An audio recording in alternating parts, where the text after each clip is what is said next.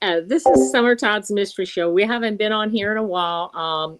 My son and I are doing the show tonight with, I'll let him introduce himself, but we're just, our topic tonight is 9/11, and we're just kind of discussing some of the things that went on that were kind of strange and paranormal type incidents as well. And our guest tonight is, I'll let him introduce himself. I can't see you on there, but do you hear me? All right. Well, yes, Yeah. I can. All right. So anyway, my name's MCDirtyWork. You can find me at DLive, Rumble, Instagram, YouTube, basically everywhere. Tell you just briefly a little bit about myself. Okay. I was a normal person doing music, just going through life, and I was putting up music work on YouTube and saw architects and engineers for 9/11 Truth. And I found it very interesting because they seemed so sane. They seemed so, bolted down to earth. And yet, how could they be so insane on this day? And that was the angle I looked at it from. And the more and more I looked at it from that angle, the more and more, long story short, I realized I was the one on the wrong side there in terms of even believing that we let 9/11 happen. Because I was 21 years old when it happened, and that's what I thought. I thought that 19 hijackers did 9/11, but we let it happen. The cognitive dissonance was way too great for me to ever even conceive that we would do that to ourselves with outside help. But here comes 2016. I'm 37 years old. It's about 8 or 9 years ago. And I dove head deep into the research because obviously it's a little, serious, just a tad bit, So anyway, that's how I got into the research or whatever. And I've just kind of been finding out what else I've been lied to ever since. Yeah, there's a lot of strange things. So where are you from? Did you say you're from? I'm from Trenton, New Jersey right now, so about 60 miles southwest of New York City. Okay. So when 9/11 happened, where you weren't around there, or were you? Yeah, no, I was around. Well, actually, I was living a couple hours away in a college town called Bloomsburg. But I had, even from the very day obviously I'd worked in New York as a DJ from 1995 till it had happened. And I was still working there on and off doing other music projects. I was constantly in the city. But Wow. anyway, my gal at the time that I was with, her mother lived in Roselle Park in North Jersey. That's 11 miles outside of Manhattan. So that was just perfect to poke around because when 24/7 news came out, I was addicted to it. I was hooked. I loved 24-hour news. The only thing on my television was History Channel and MSNBC because, back then, Democrat just basically meant, all right, you don't like war. It's a totally different thing today, Right. But anyway. So MSNBC for today's news and History Channel for yesterday's news. I mean, what did I know about Operation Mockingbird? But get into that later. So I said, man, I want to go down and look. I want to see. So it was on or about the 21st of September 2001, and her and I went to her mother's house for the weekend and visited and went into the city during the day. And asked questions, took photos with, back then you had the throwaway cameras. We didn't all have these in our pocket. I wish we did. I remember those. Yeah, and just kind of asked around and asked questions. I saw hundreds of trucks removing debris that was going 24/7 round the clock. This is really crazy, but and I beg my ex to try to find this photo. She cannot find it. I have a photo of one of those debris trucks that in orange construction paint, the kind that doesn't have the, you turn it upside down and spray on the ground with it. It said aircraft parts only. real quick, what do you think the chances are that little old me there for just a couple hours on the 21st, 2-3 weeks after the fact, would happen to see what had to be one of the only very few trucks that say aircraft parts only? This is just a theory. I don't have anything to base this on other than what the chances are of seeing that would have been. But I bet you they spray painted that on like every 100th truck or whatever, just to so people like me may have taken a photo, so they may have saw it and remembered or whatever. I mean, that's not too big of a deal. How many aircraft parts could they possibly have found in all that too? I mean, weren't the planes just obliterated to where, the pieces were mixed in? Well, they supposedly found one engine on the very corner of Church and Murray that literally landed standing up like a beer can. Yeah. All right. Pilots, a legit 501c3 called Pilots for 9/11 Truth, had debunked that immediately because it had a dry coolant system, and it was very easy to note the difference between a dry coolant system and a wet coolant system. There was Boeing 757s and Boeing 767s used that day, and none of them had the coolant system that this jet engine had, and they pointed with the schematics, etc., showing you the differences that way. Because I mean, I don't fix an aircraft, but so even a regular person like me could understand, and it was very easy to understand. The FBI file footage even has the hand truck still in the footage that they probably wheeled it right in there with. But there was that. They want you to believe that there was a tire somewhere, and other than that, I haven't heard of any aircraft parts. I have heard Barbara Honninger of the 9/11. It's called the Lawyers Committee for 9/11 Inquiry. I've heard her say she literally knows people that got almost killed when parts of the plane were coming down, and she worked at the Department of Defense in the Pentagon all the way from the Carter administration on through Reagan, all the way to the Bush administration. So I kind of got to believe her. But that's all I've ever heard in terms of the parts. Now, there is the plane that crashed in the field, though. They have that in the museum in Pennsylvania, right? I don't know about them having that, and that's very interesting to me. They said they had found 90 per. Well, first they had said that 95% of it was swallowed up into a mine. They said, well, this was a mine shaft, and where it hit, it actually. They said, but we've gotten 90% of the plane out of the hole. What I learned from Christopher Bolin and reading parts of his book, I'm ashamed. I should have the whole thing right here to show you, but I do not. He went to Shanksville and interviewed. There was a priest who owned a large plot of land next to where that 20-foot gash, whatever the heck that was that they showed us.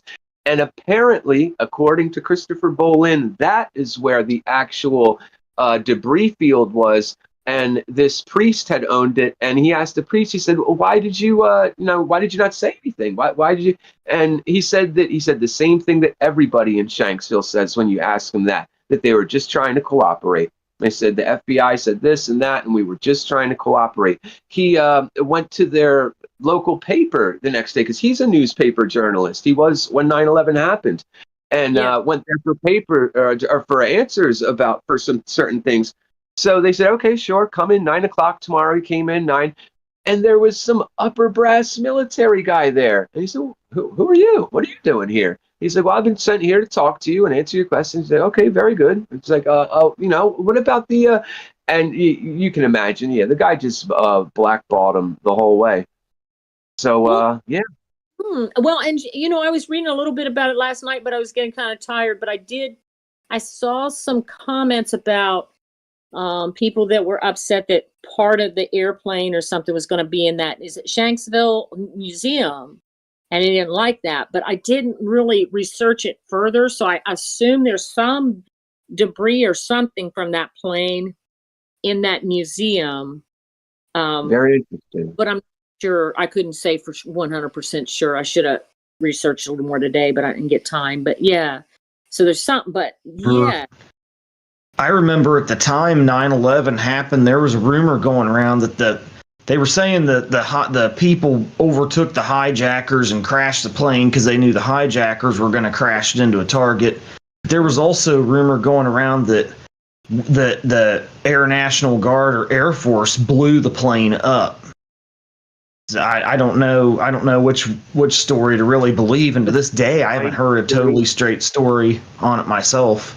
well, that Yeah, could I be. don't know what to believe either, to be honest, whether we shot that down or whether that was possibly even part of the whole scheme. I will tell you this, that one plane had to wait 40 extra minutes on the runway to take off. Sometimes it just happens, and you have to wait for your place in line on the runway. And if that happens, it may not have been able to be where it needed to be to make things look like what they wanted it to look like. Right. That's kind of what it seems like. About that, I saw that last night. I did see that when I was looking up some stuff, and they were talking about how that was kind of odd. Yeah. Yeah, I mean, I'm sure this museum's kind of awful. I mean, I saw the picture of it, and it looks it's out in the middle of nowhere, of course. I've never even heard of it. I'm amazed. It's awesome. I love learning new stuff that I didn't know. Well, Yeah, let him know what the name of it is. They're calling it like it's in remembrance, it's a remembrance like of the victims, but there are some of the stuff that the victims had in that museum too. And the woman was telling a story about haunting there, and she said that people go in the museum pretty upbeat, but when they come out, they're not, because it's got there's a lot of dark energy. But she didn't go details about the plane. I picked that up, but yeah. So there was a lot of weird stuff going on. And this is a story, and I've told Austin this a million times. Hillary Clinton wrote a book. She wrote a book. Yeah, she says she wrote a book. No, I'm kidding. Not Hillary Clinton. It was Barbara. It was a woman named Barbara Olson wrote a book about Hillary Clinton. Right, the senator's wife. Okay. Okay, so wrote the book about Hillary Clinton. I don't know where I was going to say. I know she can't write a book. I'm sorry. I'm kidding. Barbara Olson wrote a book about Hillary Clinton, and I forget the name of it, but it was called Hell to Pay. Yeah, Hell to Pay. So it was bashing Clintons, and everything. So this is so weird. Okay, so on a Sunday morning show, my husband just happened to be watching it, and Barbara Olson was on there, and she said, "I'm going out on my book tour this week. Make sure you check it out. Make sure I'm going to be going on this morning show or something." I told him, I said, "She's a dead lady walking." I said, because if you mess with Hillary, and that was always kind of the joke. Get Clintonized. Yeah. So whether you believe that or not, it was really weird. So that was Sunday. And Tuesday, one of the planes that crashed into the tower, Barbara Olson was on it because she was going to that, morning show, I think, to have her interview. She was going to her How convenient. How very convenient. Yeah. That's so strange. How is that? I mean, I know. What's even more convenient? That Ted Olson marries a woman that looks just like Barbara Olson. About 6-7 years later, with maybe a little bit of work, her phone call hadn't went through, or I'm sorry, it had went through, and she had said it's the person in seat 12B or whatever. She had to actually call back and say, no, not 12B, 12C or whatever. That means you have to believe that not one call at 25,000-30,000 feet, went through, but 2 calls. There's so much you have to believe with the Barbara Olson story.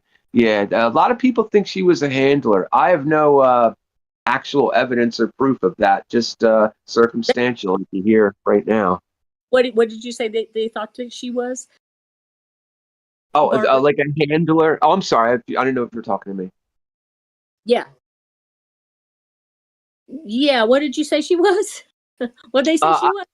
They believe she would have been like a CIA handler type. Somebody, especially a woman, you're going to need a couple women. They had 2 people call from each plane, and it was indeed from the phones. Those planes needed to be on the ground for those phones to make contact.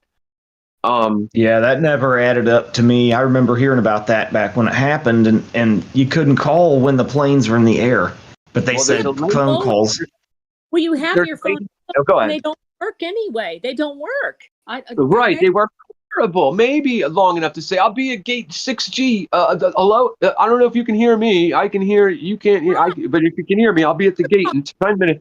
That was it. That's why they ripped him out. They took him out in 03 or whatever and put in a new system. But yeah. There is a woman named Rebecca Roth who was a flight attendant. And she actually, I think, in my opinion, in my research I've done, did the best job of answering one of the hardest questions of 9/11, which is where did the actual planes with the people on them go? Since those most likely, like really most likely, like were not the planes that hit what we're supposed to have seen hit. And this is what she did. And I think it's as brilliant as it is simple. She said, all right, well, those phones had to be on the ground to make those, to start making those calls at I think it was like 9:34 or something like that. Those calls started. Two from each plane.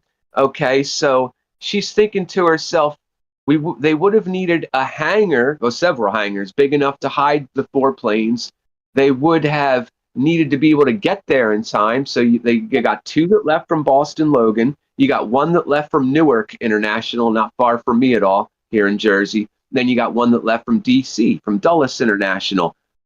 For planes go really fast. That's relatively the same area. So she looked for a place with a 10,000 foot runway, because that's another thing you would need, at least like a 10,000 foot runway to stop a big old 757, 767, either or. And wouldn't you know, she found a place where all jets, I mean, the moment they went up, they wouldn't have even reached 30,000 feet probably, because they would have been up for 15, 20 minutes. And if the Boeing uninterruptible autopilots, which has patents, you can Google it and you'll find it comes up as the Boeing Honeywell uninterruptible autopilot. It's a very real thing. If they hijacked them electronically, the pilots would have been like, what the hell? We just go up and guns working. Is your shit working? Is your stuff working? Because my stuff isn't working. And so they would have landed. Everybody would have, what the heck? And she found a place called Westover Air Force Base in a place called Chicopee, Massachusetts. And it just matched it perfectly. There would have been enough time. They would have all been there just about 9:34 to go into. And the one woman said they went upstairs. Betty Young, the one flight attendant, she had used, and she didn't say they, she said he, as in one. Somebody sprayed mace and they can't breathe in business section. This is what she said. Let me tell you what the expert said. Cheap perfume from Hawaii, bottles of rum from wherever. If something breaks in that thing, it doesn't matter if it's what place it's in. If it's in business class or in the very rear behind the galley curtain, or if somebody has really bad gas, or the entire freaking plane just stinks. And it sounded way more like a red script than anything. So her theory is that handlers said something to the nature of, listen, we're so ridiculously sorry. You don't understand. After today, things are going to be, this is a crazy drill you're going to be a part of. You're going to be compensated in cash and years worth of air. They would have told them whatever. And they would have been thinking they were going to be heroes. So they would have possibly taken 2 people off each jet. Where do they have stairs? They didn't fly any 747s that day. That's the only aircraft with stairs is a 747. But what has stairs is a hangar. Often there's stairs in all 4 corners that go up to a mezzanine type level where there's other offices and such. Mm-hmm. And her theory, and I happen to think this is reasonable, is they took 2 people off each jet, gave them a script or something like that to read, telling them that, they would be heroes. They were going to be part of the biggest drill ever toward terrorism, kind of like mixing the truth with falseness, just like you do to sell a fake reality. And then after they had called their loved ones to leave messages and so on, like they were told to do, who knows where they went, how, if they were probably off. Who knows how that would have happened and all went down.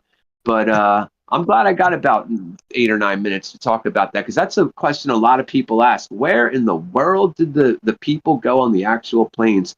And nobody really knows, but that's the closest answer. All blew up, so there's very little. But that's the closest. Whole bodies, right?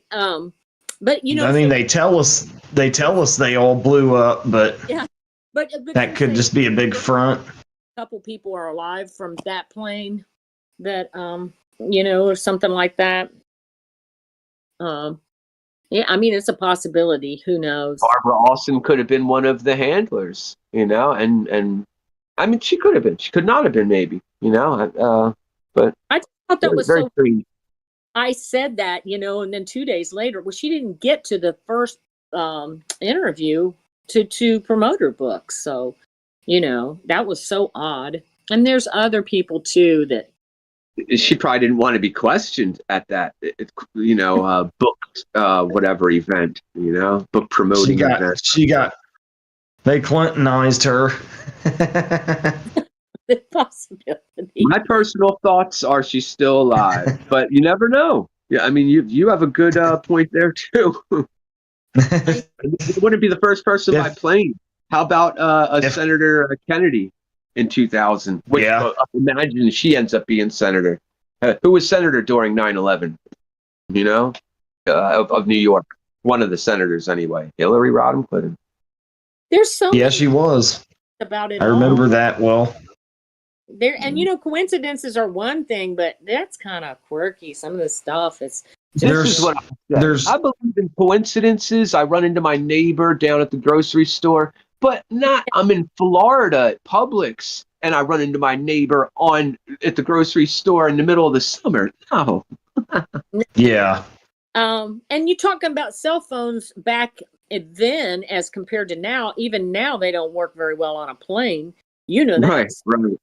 And like they have this, like last night there was some calls I listened to that were like long calls, like I could in the building, maybe the Twin Towers, but this was on the plane that this guy called and said he loved his wife and blah blah blah. I'm like, how did he get all that that didn't those were on the ground, like he was saying. Those calls that were from the ground, because back then they couldn't do them in the air that good. Yeah, right. And the FBI took those. If you remember, back then you had to get a special expensive phone to have caller ID on it. Otherwise, you had that little white box. If you remember, and the FBI took all the little white boxes just to they removed all of them. So apparently they were really honestly made from them phones. Some people think they were voice morphed and such. No, but I remember what you're talking about with the phones, because I remember when it happened, I was at work and I had a little flip phone, and my husband was always watching the news. So he had texted me, I think. No, he called me, but he called me on the office phone and said something's going on. And so but we weren't texting and doing all that stuff like we do now. It just wasn't. And then we didn't even have television to watch it on, but our custodials had a lounge and they had a little one, so we went downstairs and saw what was going on. But it wasn't like it is today. It's just totally different.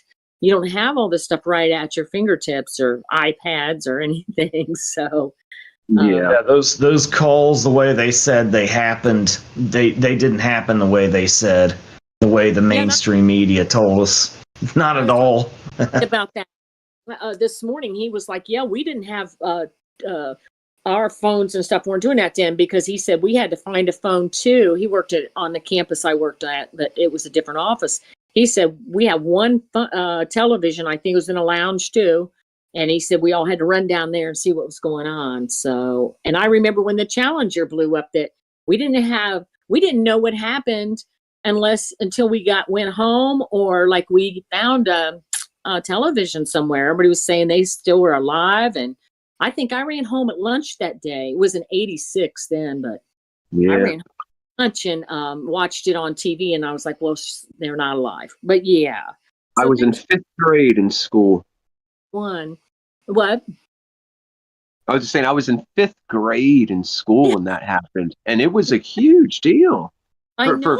Oh yeah, in school. Yeah. What grade? it's not every day a space shuttle blows up like that. No, but when the terrorist attacks happened though, Austin, what grade were you in? You were in 5th grade, weren't you? Or I was a freshman in high school. oh yeah, so you were a little older. Okay. Yeah, I was a little older, but Wow. But yeah, so these cell phones that work great, I'm like, they don't do that nowadays. How do they expect us to believe some of this stuff? Well, check this Yeah. out. There was a Japanese TV station. I don't know why they did this in Canada, but for some reason in Canada they rented a small Cessna and they used phone company A, phone company B, and C, 3 different companies, and they said, let's test it ourselves. So they flew up to, first they did it between 0 and 1,000 feet, and for there, I think they had something like a 33%, maybe 35%, it going through rate. Then they went to 2,000 feet, less. They went to 3,000 feet. It was like maybe 10%. By the time they got to like even like halfway to 10,000 feet, like none of the A, B, or C was working. And they did this like multiple times. And this is a long time ago. It should still be on YouTube. But this was, I think, 2003, definitely before 2005. Yeah. Very interesting for somebody to not very popular to, you know what I mean, even be asking that question, let alone going out and doing an actual experimentation on it. But Wow. very interesting, I thought. And you could still check that out on Google or whatever. Right. look that up. Do you know what the company was called that did it, or what the videos? And if you just throw some keywords into Google, like Japanese channel, Japanese TV channel tests if phones would have worked on 9/11. I bet you it'll come up. Yeah. Just put some words Okay, in there. that should work. Yeah, that was a trip. That's strange. Now the story I listened to last night was paranormal about the in Pennsylvania. They had a trailer where they were, kind of like Ground Zero had the Fresh Kill, and they had a security guard that was working there because people would keep coming around there trying to get stuff and, just go to the site. And the security guard worked there he started working there in November and he quit in December because he said it was haunted and he saw a lady when it was snowing. He said she was walking across the field towards him and he was yelling at her and told her to get out. It was, that she was trespassing, and she kept coming towards him in his car and she just disappeared. And he said they had all the stuff in, they were getting stuff from like the ground, the people's belongings and stuff. He said it was haunted. He wouldn't go in there. He would sit in his truck when he was working, but he was swearing that it was haunted, and other people say that too. I was going to ask, did anybody else ever say that? Yeah.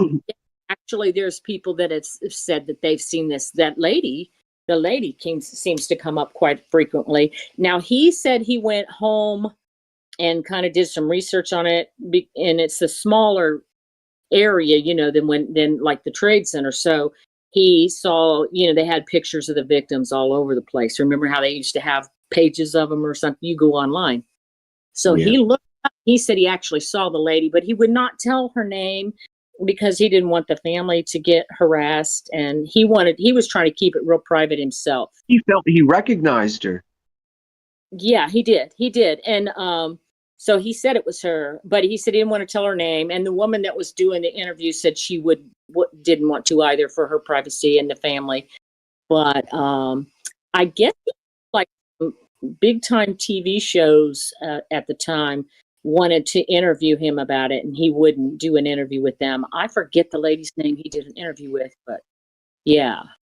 So, but I, usually hear all these stories about the Twin Towers. There's a story about elevators there. I'm sure you've heard that one, where Like, the building's not there anymore, but people hear the elevators opening. They hear people. Yeah. Some of the preliminary explosions were so hardcore, they blew the entire elevator cars out of the shafts. Yeah. yeah, And then they did. said they opened it. A bunch of people were like, just, they had been, they caught on fire because the jet fuel came through the elevator shafts, I guess. And Well, yeah. not from jet fuel, from more likely from nanothermite and other preliminary explosions. Jet fuel can't. Demolition charges. Jet fuel is kerosene, believe it or not. It's not like kerosene. It is kerosene. They want a very non-volatile fuel so it doesn't blow up there. Right.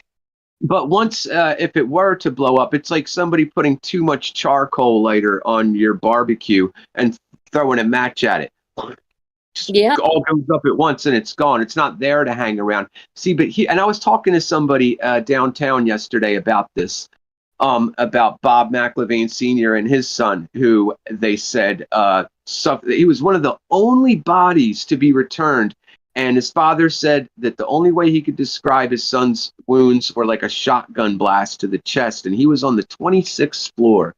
You know what? They had the audacity to tell his mother and father. This kid was 21 or 22 at the time. He would have been about my age at the time. He said, well, your son was on the 26th floor. The plane hit around the 76th floor. And just like you said, well, the fuel came down the elevator shaft. And when it opened, hit your son. But this is the thing. If you aren't from New York City, that may work. But if you're from New York City, it doesn't matter if it's the Chrysler Building, the it could have been the towers, it could have been, let's say, the Empire State Building, which was hit by a plane way back when. There's 3 sets of elevators.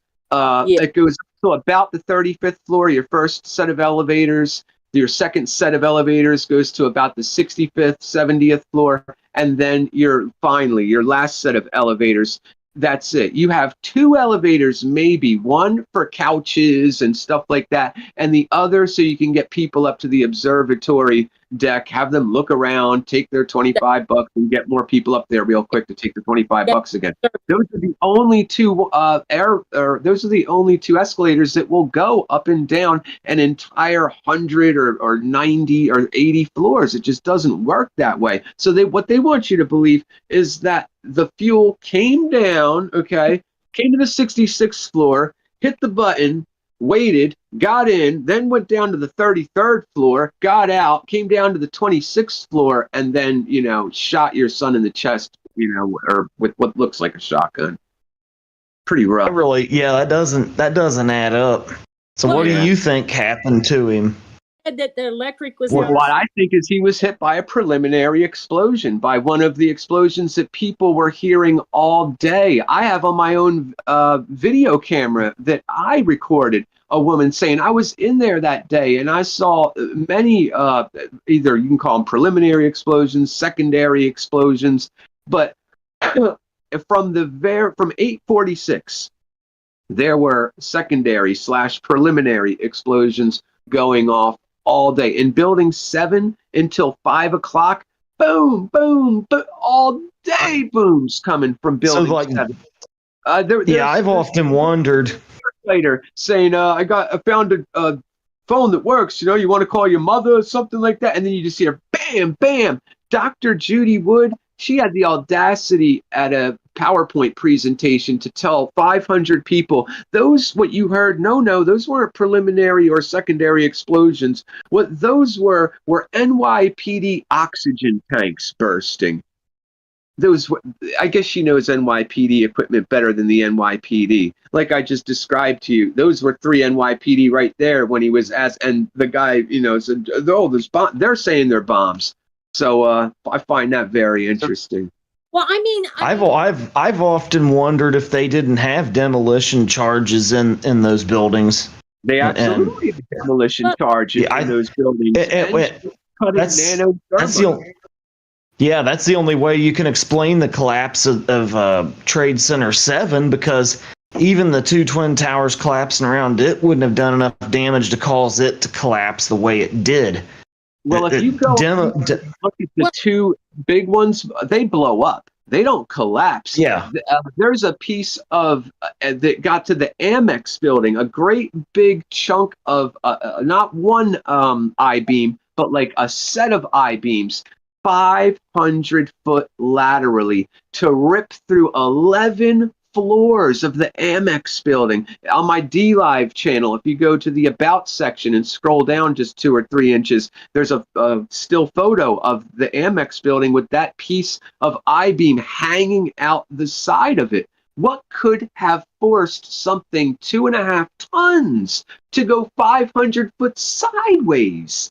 Here's a good one. There was pieces you can see that went like an arch, like this. So now you've got things that aren't just going sideways or down, right? You got things that are going up. What is collapsing up with this new effect that violates the rules of fundamental physics, etc. Well, now I've read that that the building kept collapsing. There was different areas that were collapsing in on each itself because of all the horrendous stuff that happened, but I don't know the dynamics of that, really. What I tell everybody is go to YouTube and watch it yourself. It comes down in 6.6 seconds, 47 stories. And it looks like, the corners of the buildings remain absolutely straight all the way down. I mean, it was really you'd almost clap and say they did an incredible job if it was a legal, bit. But of course, you see the penthouse falling through first. There's 64 HVAC units up there that keep the place warm and cool during the summer. You see those all fall through right after you see the penthouse fall through. They go from left to right like a piano or whatever. And once you see those HVAC units gone, that's when the entire building just kind of doesn't even collapse in on itself. It just goes straight down. Some windows break. There's a couple videos where you'll see actual fire, like explosions. That's bunk. That's something I remember. I put that up in 2018 when I first started doing this kind of research, and like 30 people from my research group said, "No, Jay, that was done by somebody added those flashes to try to make us look bad, to say, look how easy I can do CGI and just make as if the building falling down was fake, But somebody did in fact do that. But there are many real photos, moving pictures of it coming down. It's so obvious. They didn't have the building wasn't falling like on itself all day long, and that's what they're that's what I had heard. I believed it. It made sense. I heard that building 7 had sustained such awful damage from 1 and 2 coming down that it came down.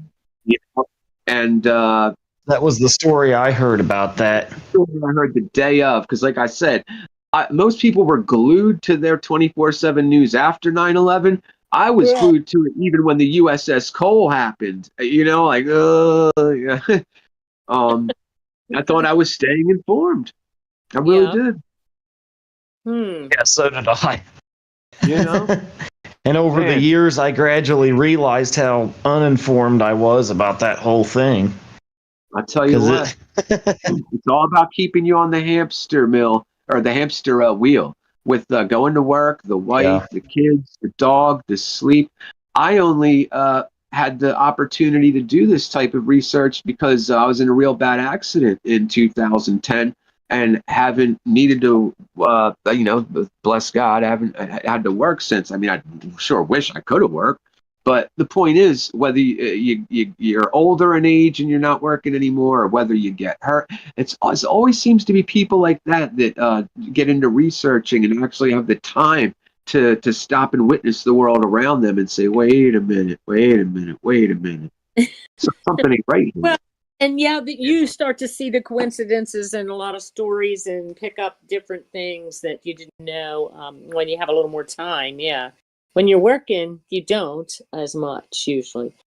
The system's designed to keep us distracted from all that stuff. Because every last one of us is a slave, whether we realize it or not. You know, in Russia, they let you see the bars, taste the bars, smell the bars, see the secret police. Over here, and this is the reason why you're a much more optimal slave. They get better work out of you if you don't realize you're a slave. So here, they lie to us and tell us we have the most freedom in the world, although they can take a pen and write an EO tomorrow, and a million of us can become criminals overnight with the signature of a signature. Mm-hmm. So, I mean, Jordan Maxwell said that all the time. For a land that changes our rules, you know, every 4 years, every 2 years, there's a midterm, etc. Yeah. Yeah. Yeah, I was. I mean, they actually say it's really haunted. Though they talk about a lot about the elevators. But there was a hotel by it that said they don't put people in the rooms that face the trade center because people see people in the mirrors, like in the windows, shadows and things. So they have to move them to the other side of the hotel most of the time. Or if they do stay in the rooms, they tell them to try to keep their shades closed. But they have a lot, I guess, because supposedly so many people died so quickly. You have a footprint there. There's a cat. Doing the cat. Cats always know where the camera is. I don't know what it is. I think they can see it with their eyes. He's so like the beam, whatever picks us up. I think the cats can actually see that beam. There's something they can see that draws them into it. Yeah. I had a cat for 6 hours once, and he jumped right up on my shoulder when I was streaming. It's like they know to do that, just like they get they know to go to the bathroom and the little kitty thing. It's like, okay, streaming up here, they just pop right up there. You try to push them, no, I'll sit on your neck, I'll figure it out. They're pretty makes sense to them. I guess so, or they want camera time or something. I remember, like, when right after the terrorist attacks happened, there were a lot of stories about firemen on the bridge and stuff that were dead that people saw that were alive. You know, just a lot of haunted stuff there. Oh yeah, I mean the energy of all the people that died that's never going to go away. That place the energy of that place is altered now, and beyond belief. What it actually looks like. I mean, they paint it with all these bright kitty-looking colors. I don't know if you're familiar, if you've ever heard of a Sesame Place. I live right by it or whatever, but they paint it like Sesame Place. 3,000 people's graves, and they have the place with a beer garden. And like I said, looking like Sesame Place with all this. I mean, I love graffiti as much as the next person. I'm a graffiti artist, but there's a time and place for everything. That's not graffiti anyway. It's street art. But they should bring all this colorful. So they're trying to blend over it. They want us to forget about it. You know how much ABC spent on 9/11? I don't know what they did yesterday, but a year from yesterday in 2024, you know how much they spent on the news paying tribute to those who died that day, or just remembering the day itself? Less than 3 minutes. 2 minutes and 47 seconds. That's what it was. We talk about it less and less. There's like yesterday was really there's less and less out there about it. The funny part about the story last night was the guard, in Pennsylvania. He said that he thought that the people on the plane were somehow keeping people in this little trailer, that had the stuff in it. He was like the terrorist, but he said they were angry. He said that the spirits that he encountered felt angry. And I was like, well, why would they be angry though? But he thinks that they didn't know they died and they're still like keeping. They want their justice, maybe. Huh?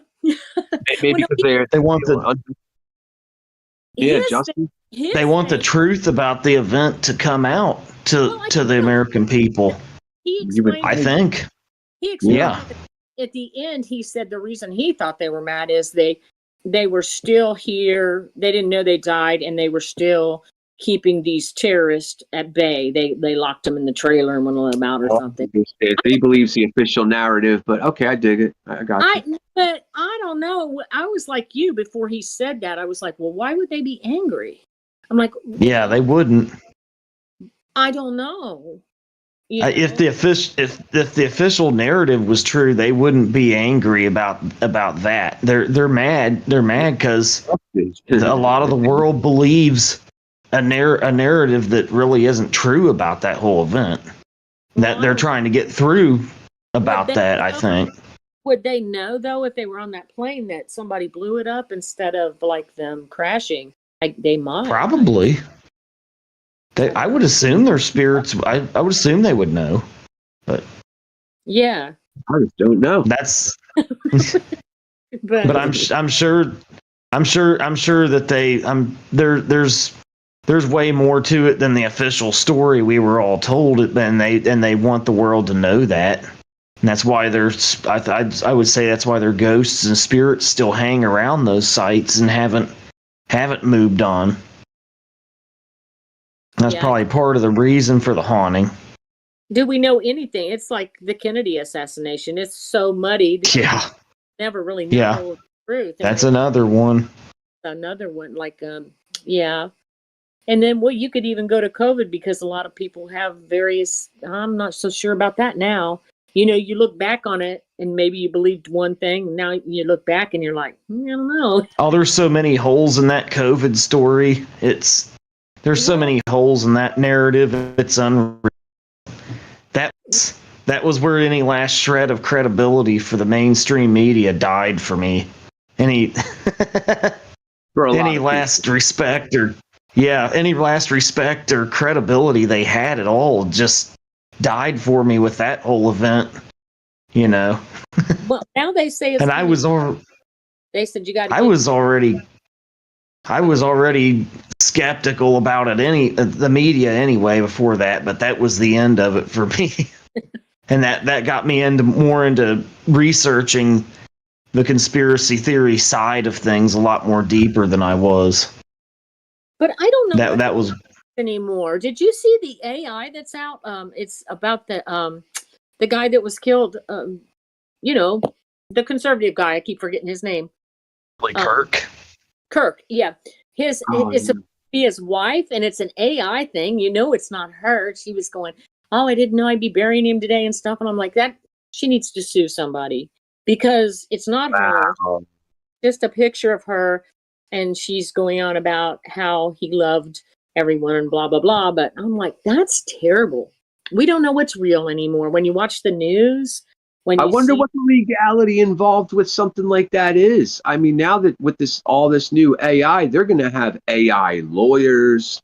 They're going to need them. If you go out, it's on Facebook, and a lot of people seen it, and everybody's like, "Oh my gosh, that's an AI thing?" And I'm sure that she may try to sue someone. I don't know. That's not the only one out there. It's like that. Oh my God. No, but you're seeing it all the time. You'll see it when something happens, you'll see it, or like you'll see like an actor dies and it really looks real, and you're like watching it, and then if you go out and look it up, they haven't died. So yeah, I've seen a lot of those channels that say, "Oh, this celebrity died today," and then you find out it's fake. Yeah, the Onion. Because the Onion or the Babylon Bee or At least they claim themselves as satire news, so what they're saying is not real. But the AI is making channels that appear to be real now and stories that appear to be real that never happened. Well, it looks like it's her, but she wouldn't be that composed. Like she's acting like it's just an everyday thing. Yeah, I'm do his funeral. Yeah, that wasn't her. It's better than it was a year ago. I mean, a year ago it would kind of spell things off a little bit, and you couldn't recognize faces. And boy, is it different than then. Isn't it? It's evolved quick. Stuff. I haven't messed with it yet. How advanced do you think if the AI was in 2001 for like the military and stuff though? Were they still light years ahead of what we're seeing today back then? How sophisticated would I just Okay. could only guess. I bet pretty sophisticated. I can tell you one thing, the triangulation factor that they use for GPS, that was how they had all the smart bombs dropping right down chimneys and such in 91 for Saddam Hussein. Then 10 years later, we have that as a tool called GPS. So, I mean, Yes. maybe gives a little bit of context. So how sophisticated of a false flag can they put together? I mean, like Today, who knows, right? I mean, on I mean, 9/11, we could never imagine that shit. The shit that they could pull today, the stuff they could pull Yeah. today, I can only imagine. I mean, all we can come up with is blue beam, blue beam, blue beam. You know, everybody talks about the artificial invasion of aliens and et cetera. And I think that's reasonable. I think that's reasonable. But it's literally out of my imagination when I try to think of what would a 9/11 style false flag operation today in 2025 look like 25 years later, and I can't even imagine. Yeah. yeah, as if it was as sophisticated as it was then, which it was extremely elaborate. Yeah, I can only imagine how much more elaborate it'd be a quarter of a century later with Right. technology having evolved. People watched 3 buildings, 2 of them explode, and that was 100+ stories tall, right on TV, outwards. And because they were told that they fell, I mean, I even did this. I said, well, I guess they fell. I remember seeing the squibs in 2005. Somebody gave me a copy of Loose Change. Yeah, just so happened to have got a copy of Loose Change in 2005. That didn't change my mind, but I thought it was very interesting. When I saw those squibs, I said, that's interesting, but I said, I'll bet you that's compressed air that's coming down from the top, just pushing because I figured it was the pancake theory. And I that's how I wrote that off too. I said, those squibs that are coming out there, that's got to be compressed air. You know why? Because it had to be anything except that, because of the cognitive dissonance that was in my mind at the time and most people's. So what do you think about the people jumping out the windows and all that? Well, they timed explosives and shape cutter charges. They tried to do the best they could anyway to go off, obviously, when each plane hit. There's actually footage of the second plane hitting the second tower, and you see other bombs going off on the first tower, secondary explosions, when the second tower is being hit. But, oh golly, I'm sorry, I had a brain fart. What was the question? I just said, what did you think about the people? Oh, right, the people jumping out. They were getting, it was so hot. I mean, you see some of the men up there, they're practically naked because some of those nanothermite shape cutter charges were probably going off under them, to the side of them. Now, later, there was people just standing there in the hole, waving like, hello, we're up here, help us, etc. But that was, after that pocket of heat and such would have been out of there from that section. But I guess they were cooking and they had to decide, is the pain so much that I would rather cook, or does it hurt so much that screw it, I'm jumping. I mean, oh, what an awful choice to think of. That's your motor function making that choice. At that point, that's not even your brain making that choice. I can't even imagine. Yeah, they were just they just made that decision out of reflex at that point. I could see why it's haunted. My God, but yeah. Oh, that last night there were 2 people that were holding hands as they came out the building. They don't know if they knew each other or if they were just trying to get enough courage up to jump out together. Right. Yeah, and they still haven't identified all those people that they had pictures of jumping out of it. I don't know if you guys heard of this, but some of the parts of people who died that day actually ended up in potholes in New York City, filling potholes. And this is from the New York Times. About 4 or 5 years ago, there was a story about that. Oh, Unbelievable. They said they were still finding little pieces of bone fragment and stuff on the tops of adjacent buildings and so on. yeah, like I read Yeah, I remember hearing that. a skeleton, like a little piece of their spine or something was on a windowsill over where they were.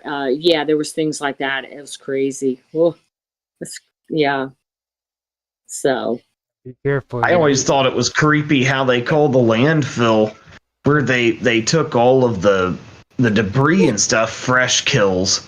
Why would you name a land kill? That's so inappropriate, and to the victims and victims' families to name a landfill where you're taking all the debris. Fresh kills. Why did they do that? You guys Yeah, are creeping wonder- out the host. You guys are creeping out the host. She's getting creeped. Oh, She started having shivers Meanwhile, down they're her changing the baseball teams' names from the Indians. yeah, We call it fresh kills. You know, back. And yeah. can't yeah, call them the Redskins, but fresh kills is okay. that seems Yeah. no, I've Yeah. actually heard something that you'd probably be the best person for answering that, MC. Now I heard that the Redskins are actually talking about changing their name back to the Redskins. Is that true? yeah. Yes. I don't know, but I would like to see that. I reckon, yeah, certainly. Anything less woke. A couple weeks ago, because we're So- from around here. Like I'm from, I worked at Miami University, and they called them the Redskins up there, but then they changed the name and took it away. But yeah, they're talking about bringing it back. Wow. Miami Redskins, Okay. All right. And and then Red Hawks, and Redskins, and now, I heard about that a little while back. It popped up on me. I figured I'd ask if it was well, true. but when I grew up around here, it was always cool that we always knew there were Indians in Southwest Ohio, and we were proud of that. I never heard people. It was never insulting to call your team the Redskins or the Indians or the Arrows because it made you look badass. You know, Right. people And- thought your team was badass because it was named after Indians, so it wasn't politically incorrect or insulting. and You know, it was never meant that way. you went to school with Preble Shawnee Indians, The Shawnee Arrows was our football and baseball team and stuff, and my and well, go on. I'm sorry. it was the Talawanda Braves for you. Mine was Talawanda Braves. And then, like I said, Miami University Red Hawks and Redskins. And then, everybody decided to get really politically correct and take it all away. Well, that logo for the Washington Redskins, I think it was, that logo with the Indian head, that was actually based off of a Blackfoot chief. And his family made millions of dollars off of that logo when they were named the Redskins, and they wanted it brought back. Yeah, like Aunt Jemima. So her family. Or like how Land O'Lakes, they were trying to be politically correct and not racist, but they removed the Indian from the package and kept the land. Well, Well, I have Andrew Jackson did that too. I have you an know? issue with the White Sox. I think that we need to reevaluate the name White Sox. That could be an issue for me. So To make them Black Sox. make them Well, they have that, right? make them Chicago? lightly tan. They do have Black Sox, don't they? Yeah, yep, Chicago. Yeah. Oh, they do in Chicago. Played for him for a little while. Michael Jordan. Hmm. Like a lot of the alumni would come Like a back. second baseman or something. a lot of the alumni would come back at Miami and say, you know, it's the Redskins, it's the Red Hawks, and I don't give a shit. But I'm like, whatever. I mean, you know. So that's funny. But they are supposed to bring it back because, you know, but I'm gonna mute out because every time I talk to you, I get you off the thing. So I'm gonna keep quiet. This was a really good interview, so I just want to listen. But Oh yeah, that's great. To wrap that up, though, my take on it, and you know, I've talked to my boyfriend about it too, is and he's black, so he's like, you know, when you come off like in New Orleans, you had all the statues and stuff with Robert E. Lee, and there's all the things there. They were for slavery and stuff, but it's a learning tool, and you can't erase it. You have to preserve that history to remember it.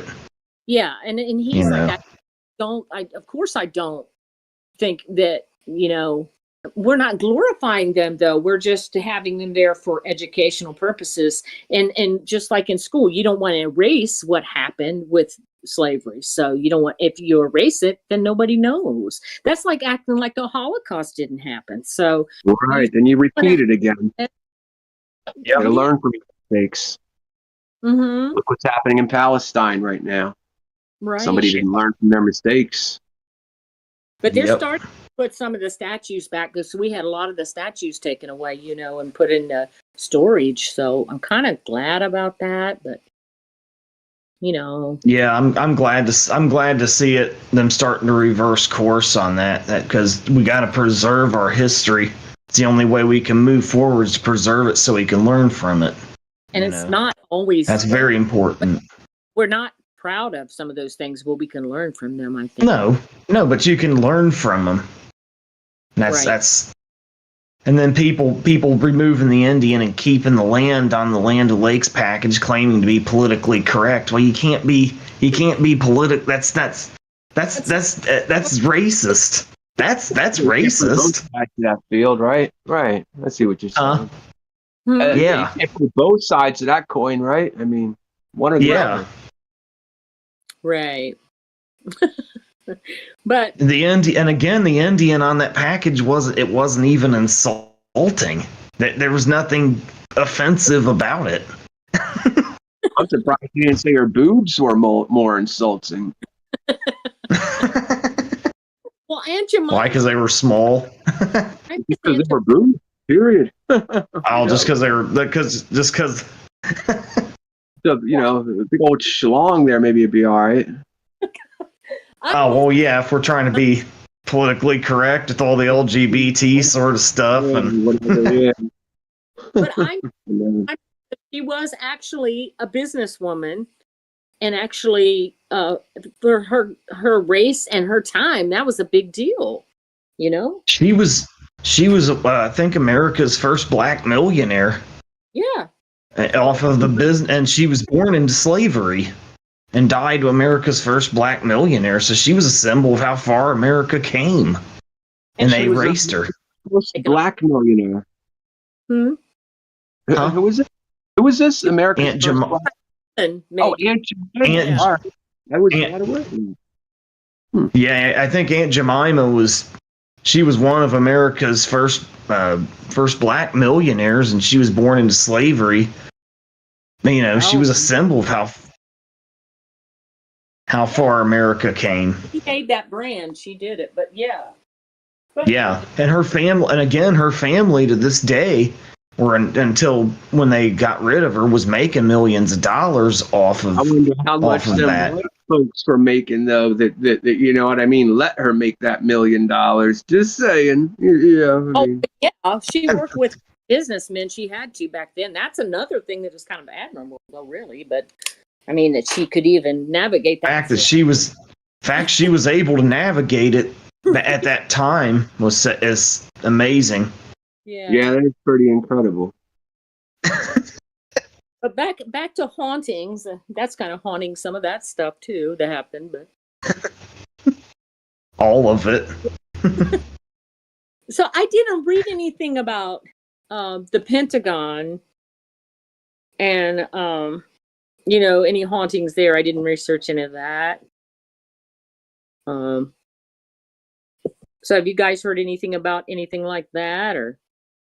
I haven't heard anything about hauntings at the Pentagon, at the site of the Pentagon or anything. But I've heard my fair share of different theories about what happened there. So, some people say a plane didn't hit it at all. Some people say it was hit by a bomb or a missile. I wonder if So all those planes were. Yeah. And again, I'm not sure exactly. I don't believe the official narrative at all anymore, really. I mean, I'm with MCDirtyWork on that one completely. I don't believe the official narrative. I don't know. I don't claim to know exactly what happened, but Right. the official narrative, it's not even remotely believable, even with just surface level research. What? You don't have a dialysis machine 200 feet underground. It's there's so many parts of it that are just literally impossible. Yeah. Hmm. What do you think happened to the Pentagon? Do you think a plane crashed into it, or have you done much research on that aspect of? Yeah, I have. I've researched all aspects of 9/11 pretty hardcore. I think pretty legit. No, well, the first thing is, did Flight 77 hit it? Because some people think Flight 77 hit it. Ryan Dawson believes Flight 77 hit it. Real quick, this will take 30 seconds. It blows my mind that such a astute researcher, especially into Middle Eastern affairs, as Ryan Dawson, could think that Hani Hanjour did, because a lot of people ask, so why not just go for the roof? Why not aim for the roof of the Pentagon? Why go for the outer E-ring? Why? And he says, well, this is very simple. He tried to go for the roof, realized that he was coming in on the wrong angle, so pulled out of that dive. That did the only thing he could do, which was a 270-degree corkscrew turn going from 6,500 feet in the air down to 37 feet in the air to not even scrape the lawn, yet smack directly into the outer E-ring of the Pentagon, which had just been refitted for this type of thing, for terrorist explosion, bomb. The outer E-ring, the rest was being fitted to be, refurbished. And also where they were looking for that famous $2.3 trillion. It's the Naval Budget Analysis Office, killing 35 of the 37 people that were searching for that money. Not that they won't just replace them with other people that'll search for the money, but all that coincidental. So no, I don't think. Goodness help us, I don't think that happened. That makes perfect sense. It would have been It would have been something like a Global Hawk. A Global Hawk is something like a Predator drone, although it's heavier. It's much more hardcore. It can stay up pretty much forever, which is why they call it a Global Hawk. And I think they refitted either a Global Hawk or something like a Global Hawk, something much smaller than a 757 droned. And that, I believe, is what hit the Pentagon that day. Now, if you go, I'm pretty sure they're still up at the FBI vault or whatever. If you can, I've seen a lot of FBI file photos. They all have a number. They all have a yellow tag on them. I mean, some of them are burned up bodies. This is from the Pentagon. Some of them are landing section, whatever other, because a lot of people think the biggest thing found was that outer piece of the shell, the aluminum piece of the outer fuselage. Now listen, I don't think it's impossible for them to have staged all that stuff. As a matter of fact, get this, and I'm remembering something I totally forgot. There was a researcher who looked at that piece, that famous piece of American Airlines, the shiny silver, looking, that everybody knows how American Airlines jets look. Everybody thought that was the biggest piece. There was a piece of vine, if you will, some green piece of whatever, and somebody with a photo of that knew horticulture and knew about stuff like this checked out exactly what it was and said, that isn't native to DC. That's not even native to America. So some other people crowdsourced some truth, and it turned out there was wreckage bought by a firm overseas. We won't even name which one, not an Arab one. From a 1995 crash in South America that had coincidentally an awful lot of the same pieces that were found in the Pentagon. And would you know, that vine, that little vine that dude saw, was indeed indigenous to that area. Wow. So what a trip. But I guess that means one of three things maybe. Either the photos are staged, meaning they're just faked, there was no really bodies or wheels or such there, or they planted the bodies, the wheels, whatever, and took photos of it. Because remember, there's a lot of people compartmentalized out of this that need to, not just we the people, but you got FBI people that need to buy this BS, at least in 2001. You've got airline people that need to buy that BS. I always think when there's something like when somebody dies, like, wow, how many doctors must have known that was murder BS, like every time the HRC pulls out the wet works and so on. But yeah, so that's what I'm thinking more or less happened there, that some sort of droned something smaller, or God forbid, maybe the size of a 757 hit that. But I don't think any of the crashes were what took off that day. I think they all landed at Chicopee or someplace like Chicopee, and were, done away with.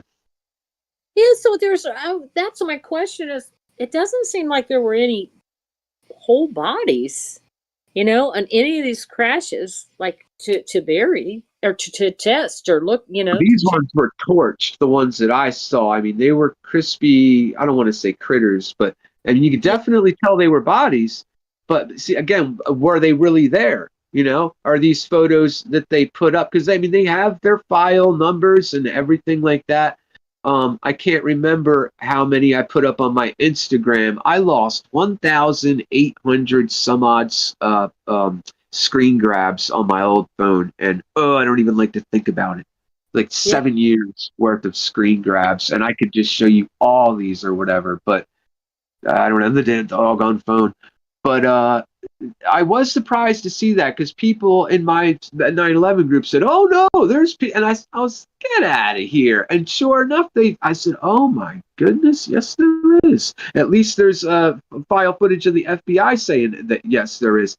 And bodies, there's the wheel with the freaking the landing gear there, and etc. I didn't see any motors, and that hole punch out of the C ring is just almost laughable. Let me tell you, the soft plastic nose cone of a 7.5 or 7.67 can't punch through a wall like that. But what can is a breach charge. When you can't go through the door and you got to surprise them, you go through the wall. And that's exactly what it looks like. It looks like it's about 24 feet wide. It's just circular. And it looks like somebody put a breach charge there and blew the thing open. However, there is... We're talking about the Pentagon, right? Yes. However, on the other side of that hole in the C ring that's supposed to be the punch out of the front of the fuselage, there is the international, like, police, fed, whatever. When somebody died and the body was removed, they put it's like an X with a circle or something like that. And there was one of those there. I don't know how much, if anything, that has relevance to it, but I feel the need to mention it. Wow. But yeah, so more BS staging at the Pentagon, with that punch out, etc. And also, lastly, the roof didn't fall at first. That roof didn't fall for about 25 minutes. So for the first 25 minutes, folks were looking at the Pentagon without even the roof having fallen. People are looking at the Pentagon like, what is there, a fire? There was no hole. There was no two holes where the titanium Pratt and Whitney turbofans would have went through. There was a tiny little hole that a woman named April Lowry, I believe, or maybe saying her last name wrong, but her first name's April. She had brought her child to work that day. It was just her and her kid. It was either connected or it was just the luck of the draw. But she said the very second that she went and hit the switch to log on to her computer, that the whole room just exploded. And she could hear her baby crying from across the room. And she couldn't see anything. And she was knocked flat on her behind. And she made it to her baby, thank God. Who, again, thank God, just scrapes. And, oh, thank God. She didn't, with no help, she literally and her baby exited out of the hole, quote unquote, that the quote unquote plane made. Yeah.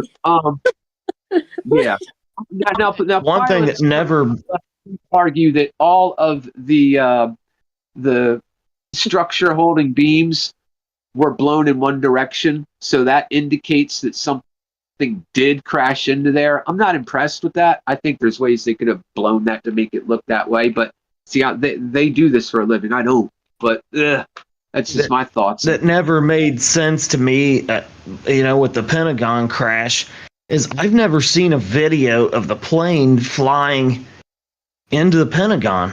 Like, you see videos, like you see video. There was people standing around with camcorders that day, like the tourists and stuff. You think somebody would have caught a single video of the plane flying in there, and nobody did?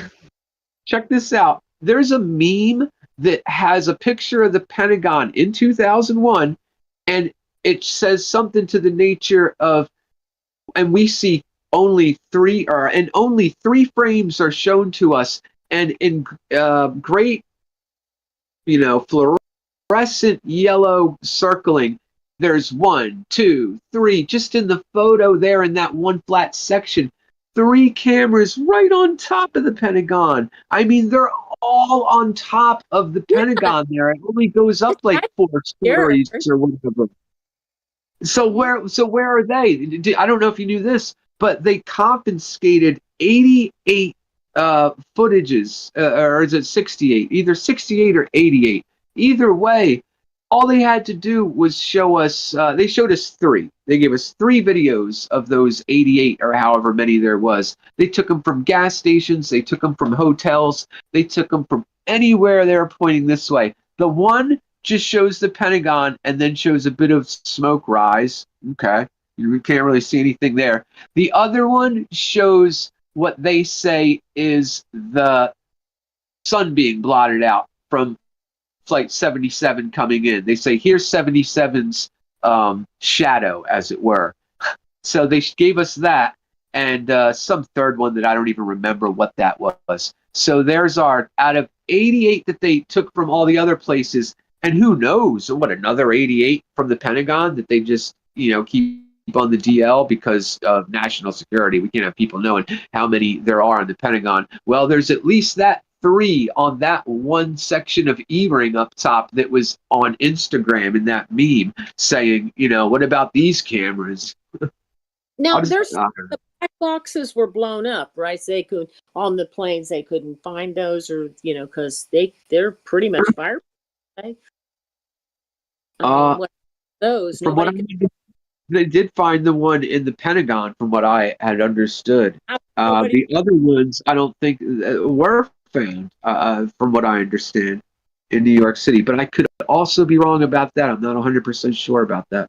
I remember ever hearing about them being found in New York City. I only remember about hearing about the one in Pennsylvania and then the Pentagon one, but the ones in New York City, I don't remember ever hearing about them being found. But they I don't think that I can recall. Did they say? No, they never did they? And no, I don't think they did. Yeah, not in New York, I don't think they did. And I could even be wrong about the one in D.C., but I'm pretty sure they say they found the box in D.C. Yeah, they say a lot of things. Well, I mean, with the pictures in the FBI vault, etc., with the little yellow tag with the number, etc. Because that means you can go places with that. That's their story, and they're sticking to it. So it's like, okay, very good. Now I have something to go on. That way, when I come back and debunk it, they can't say, "Well, what we really meant." What? Nah, that thing's got its own number, its own. It's there. It's done. It's been inserted. You know what I mean? So it's good when they do that, when they sign on to a something and they say, oh, yeah, our heels are in the cement and we stick to our story, because it makes it a lot easier to poke holes, or not poke holes, but expose holes that are already there. Now, I watched the thing That's very important. Did you guys watch the thing about George Bush where they didn't know where to take him, and it was like all kinds of messy stuff going on there? And I was like, are you kidding me? Really? Yeah, like he was on Air Force One and he didn't know what was going on, and they weren't telling him everything. And apparently that's because Dick Cheney was in D.C., basically running the show. I mean, think about how far Dick Cheney ran that administration. Exactly, and he was the Secretary, of Defense before that. Dick Cheney was the real president back then. Well, they didn't know what to do with George Bush. We had an emergency, and they were just flying him around. They were like, "Well, did we take him to?" Like a Game Boy or something, I mean, or an ice. You know what I mean? The guy could barely tie his shoes. I mean, that's what I used to say. So, what do you think, George Bush did it? I said, oh, are you kidding me? Because I used to think that, all right, we at least let this happen. And I said, no, I don't think George. You really think George W. Bush, the young one, boy George, you really think he's dictating any sort of policy from the Oval Office? Are you kidding me? Puppet. That makes Dan Quayle look like a genius. And I mean that. Now you're really stretching it. I have to put a stop to that. Dan Quayle, really, dude? Really? Come on. Now. Are you a big Dan Quayle fan, Roger? No, I am not going to say that Dan Quayle is smarter than anybody, dude, ever. That's just not going to happen. Sorry, that's just not going to happen. I just wondered what you meant. Yeah, I mean... I love it. Sorry. They take Bush to the Marines base or something. Where do they end up taking him? To a gas station? I don't know. It was all over the place. It's like, where are we going to take him? He doesn't know where he's going. We don't know what to do with him. We don't know what we're doing. We're up there. There was no communication in the plane for a long time with the president. Yeah. Unreal. It was just unreal. Oh, well, it's because Dick Cheney was calling the shots. Just 3 or 4 months before as well. That way there wouldn't be any communication between them for at least a little while. Since you did so much research, back after 9/11. MC, I want to ask you something. There's an incident that happened with 9/11 that a lot of people don't really talk about, and I wondered if you did any research into this. Back when they were doing the digging and everything, I remember an incident that took place between the fire department and the police department when they were pulling up the vaults out from underneath the ground of the Trade Center, and they ordered that all of the fire or the rescue teams leave the site. And it caused an uproar, and the fire department literally went fist to fist with the police department over it. I never heard that. Yes, it happened right there. I remember that one.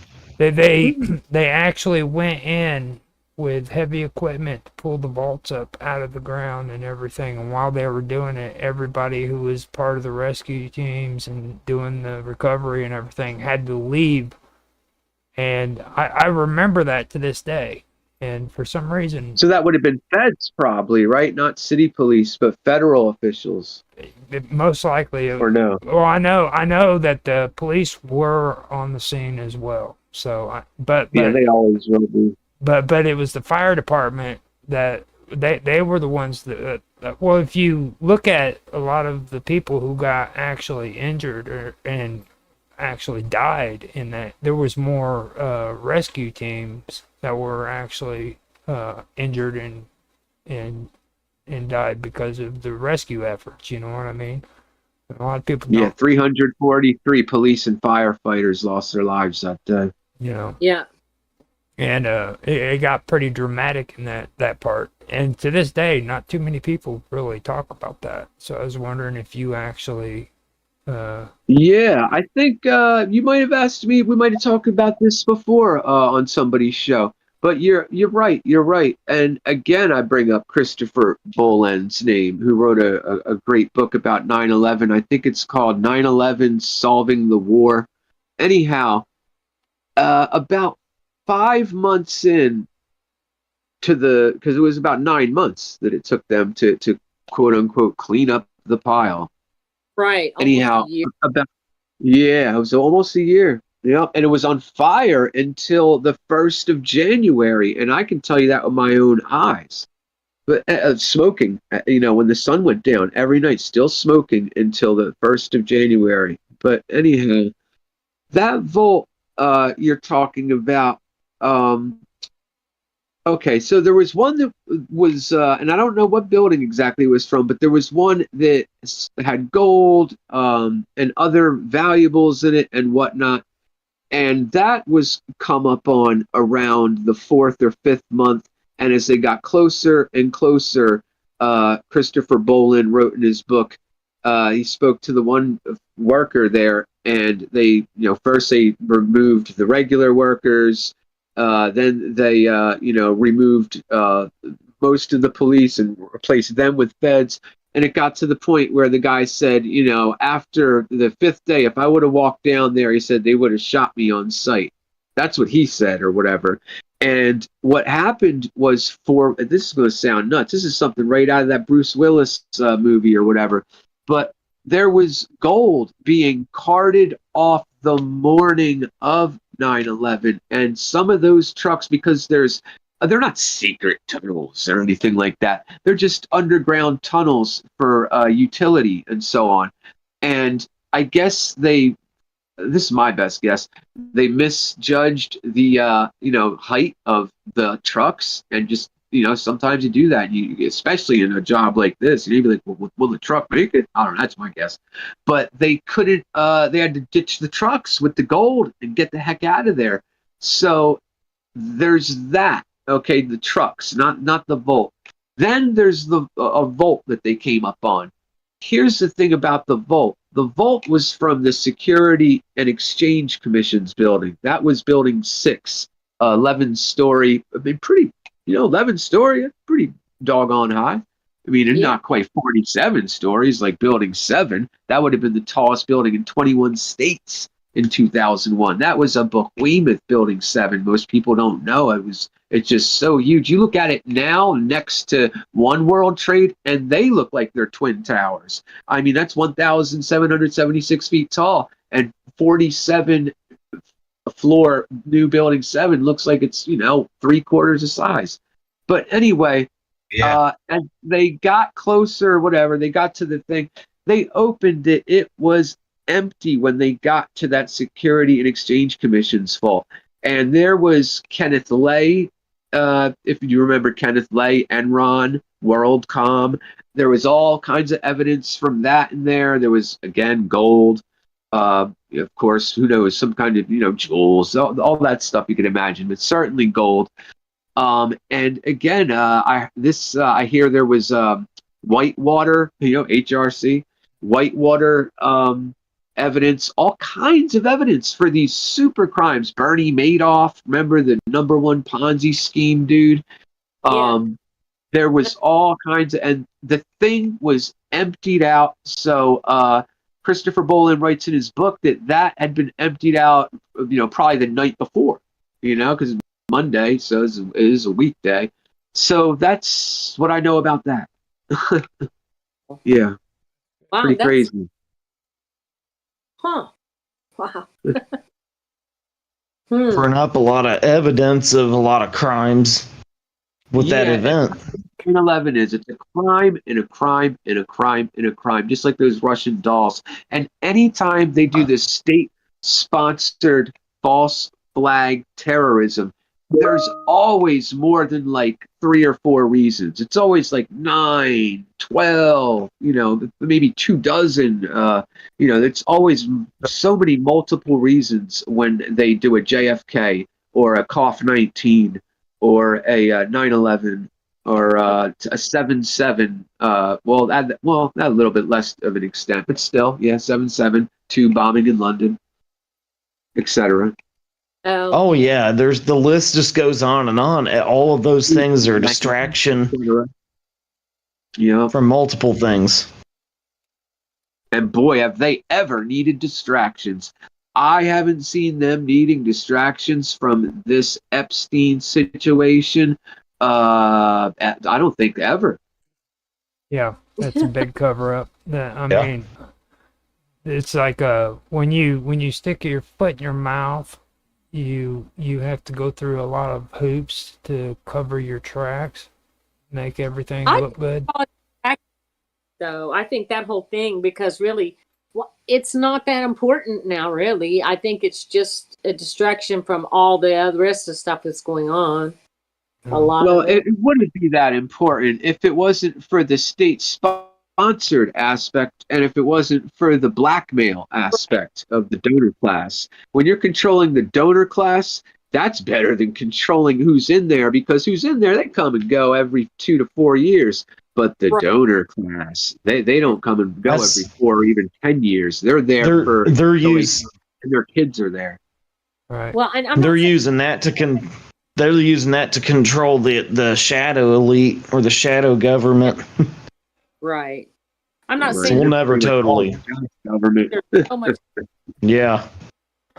Well, for me, what I'm getting at with the whole thing about it is, like, take Michael Savage, for example. Okay, now Michael Savage is one of the biggest supporters of Donald Trump. Okay, and Michael Savage is one of these people in the I consider the alt-right, the actual alt-right, which is alternative. You know what I mean? They're fringe, basically. And he's the one who supports things like the birther movement. He's also big on the Epstein stuff, things of that nature.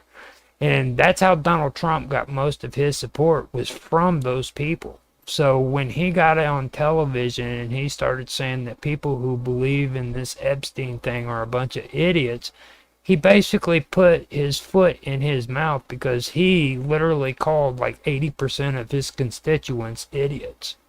Okay. So now he's split right in the middle. Right. He even went as far as to say they weren't his supporters anymore if they believed it. Yeah. And I don't think he really understands how much power people like Mike Savage has when it comes to that category of supporters. Okay. Like, he carries a lot of weight. And I think that's why he finally realized 2 days after he said that, and that's when all of a sudden he started backtracking. Now all of a sudden he's just going to push for those Epstein files to come out. Oh, we're going to do our best, guys. We love you. Well, actually, but it's still a distraction to something. It is. Oh, yeah, everything's a distraction to something else. Yeah. Well, everything is. I think if you look at the way politics is right now, everything is a distraction. Like, right. What isn't a distraction? I have really. We got distractions from distractions. For distractions. From distractions. Well, what was the lady that supposedly killed herself? Like, she was almost killed in a bus crash, which was a one vehicle crash, which is kind of odd. Almost killed, so it was like it was a hit that didn't work, and then she ends up supposedly committing suicide. That was Virginia Roberts, wasn't it? And she was one of the Epstein victims. She didn't commit suicide. She was ill. Let me tell you something interesting about that. When she was hit by that bus, you know what they wrote in the paper? they wrote that, okay, Virginia Giuffre, hit by bus in the ER, is told you're lucky, you've sustained some injuries, but you're going to be okay. However, we took your blood, and you happen to be very, very ill with whatever, I don't know what, Oh. and you're going to die in 4 days. What? This is what it's. Yeah.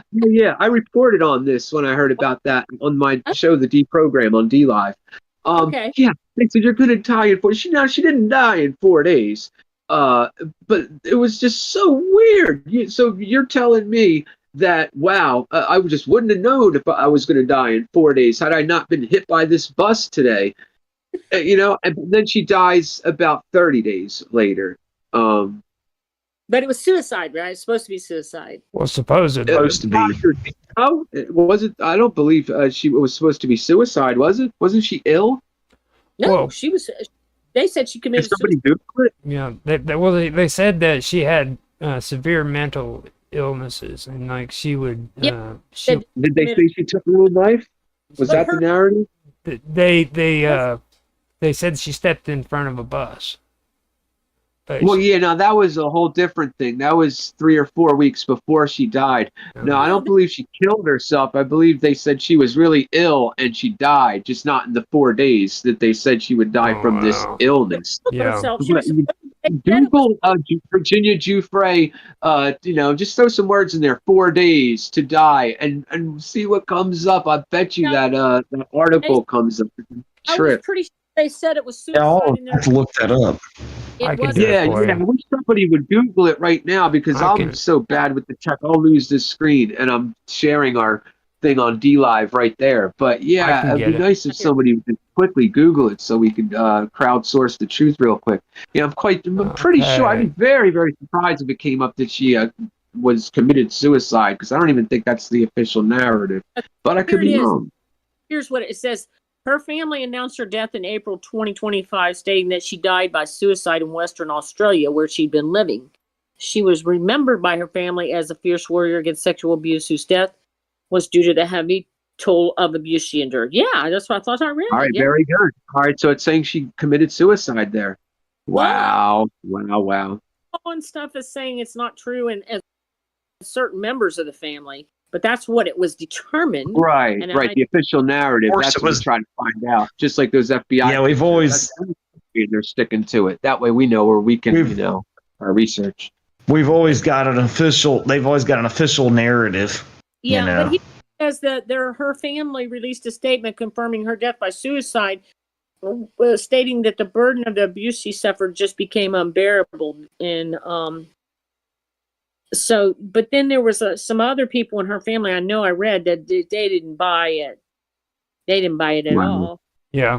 I think she told some other people in her family she wasn't suicidal in the event that Yeah, that's what something I heard. happened to her. She actually That's wrote right. a Yeah. letter, didn't she? Yeah. Yeah. My memory. Indeed. Yeah. Us? Yeah, she said she was not suicidal because she was afraid something was going to happen to her. Yep. Right. That was like McAfee who got the tattoo S-whacked. He put the $ and then whacked right on his arm to let people know, yo, if you find me, dead, I didn't kill myself. And sure enough, you find him in a Spanish prison cell dead. Who was that? Yeah. Who'd you say that was? McAfee. He was running away on his boat, trying to stay away from everybody, and he tried to fuel up in Spain, and they got him in Spain, and that was that. Hey, it's the same thing that they did to Epstein's buddy Jean-Luc Brunel. He just died in a French prison cell, killed himself, was able to somehow hang himself in a French prison cell. I hate to admit it, but I've been in my fair share of prison cells, and let me tell you, it is absolutely, positively, if they gave you a rope, impossible to hang yourself in a prison cell. Yeah, and I think There's Epstein. nothing to wrap the rope around, right? Right. What are you going to hang it from the fifth Right. foot from your top bunk? I mean, And Epstein Yeah. was supposed to be heavily guarded, but I think he's still alive. I swear I do. I really do. Because we're Who with knows? this kind of, but I know that he didn't commit suicide either. I'm pretty sure not. I think And then they tried to release that stupid video. They tried to release that stupid video that had a minute missing from it, and then they tried to tell everybody that the video that's where the camera starts recording over itself again. They didn't even try to make it look good. The odd Here's part the thing about that minute. It doesn't matter if that minute's missing because the date is wrong. That thing is from the day before. If you look at the date at the bottom, it doesn't even have the correct date. Stupid? God Lord. Yeah. So, but that's what they do. That's called selling the idea that unicorns are real by arresting two people for hunting them out of season. Let's all argue about this minute when literally all you have to do is look, and the date is from the day before. I mean, I can't spell it out any simpler. I just can't. Well, There's so many holes in that story too. It's just unreal. But with Virginia, I think they tried to. It was a failed hit the first time with the bus or whatever, and then they said she killed herself. But I think they offed her somehow, so they made it look like suicide. Probably intimidated her family into making the statement that she killed herself. I just can't figure that out. Because she'd already written a book. She'd already said Clinton was there and several other people. And she did some artwork and stuff, and that's been years ago. So I'm like, what threat is she now?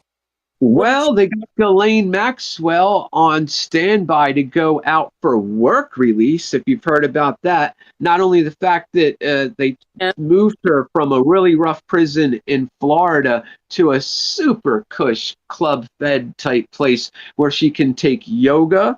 There's animal therapy. She can play with the dogs. I'm being dead serious. This is in Texas. Now, just quickly, she doesn't. This is how you know this came from the very top. Because, one, she has a 10-year sentence. That means she doesn't qualify for that placement. Two, she's a sex offender. That means she doesn't qualify for that placement. Yet she's there and about to go out on work release. So, Virginia Giuffre, quite frankly, just being alive wasn't good for business. Well, it goes back to what you guys were talking about with Epstein's suicide. Let's look at her dad and the mysterious death with him. He ends up mysteriously falling over the side of his yacht, and guess who was the one who flew all those girls to Epstein Island? It was his daughter.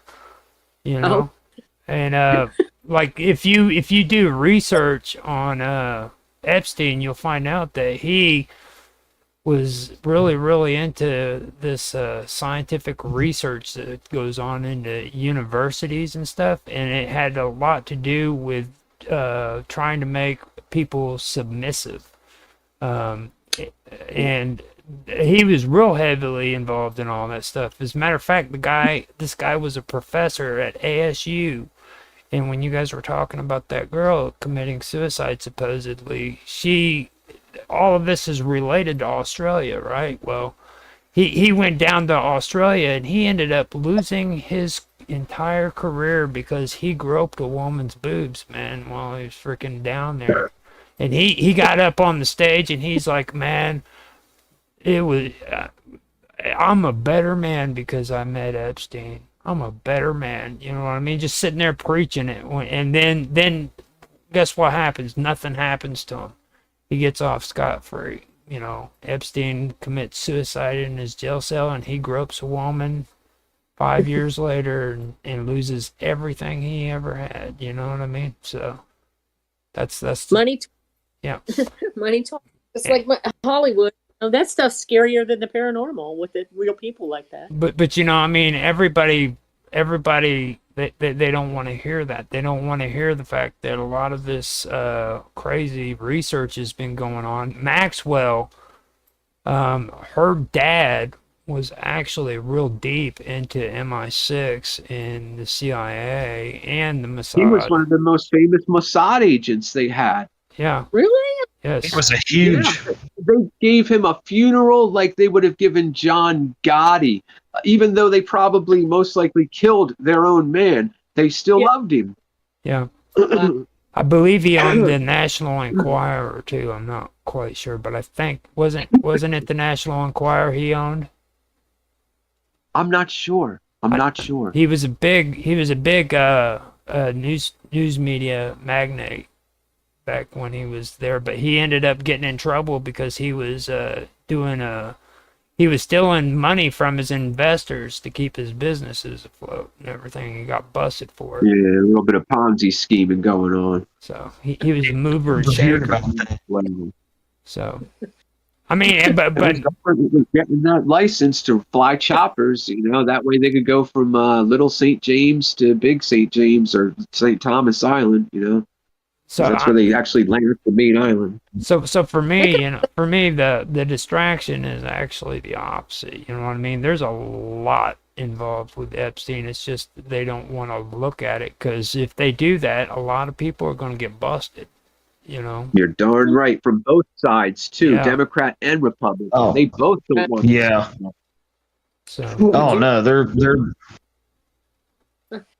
This goes back to like Hollywood, there's all the people saying Oh, yeah. that's all exactly. crickets. Look at Diddy, who knows? He'll probably walk. I bet you Trump He already pardons did, him. basically, didn't he? Yeah, They slapped him on the wrist. flattened on He's 20 coming years. up September 5th, I think, for the sentencing. Mhm. he's coming up for sentencing in October for the charges he was found guilty on, like October 3rd, I believe. Mhm. And There was 5 charges, and the hardcore charges they found him not guilty of. They're probably just going to give him time served. They probably won't do a day. He's already done all that. well, I can't believe that you do all the Yeah, probably. coming in and doing all these stuff and raiding all his homes, and they don't have nothing on him. This is ridiculous. Yeah. It's BS. It's BS. Another thing is like with Jay-Z, Jay-Z is involved, but it's like Jay-Z owns everything. So if you go in and look him up on the AI, it says that he's doing great. But if you do a little more digging, he's got all kinds of business problems and all kinds of problems with money. But I know he's a big-time Freemason. I know that much about Jay-Z.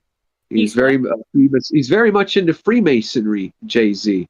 I mean, he's got no... Oh yeah, he's in deep.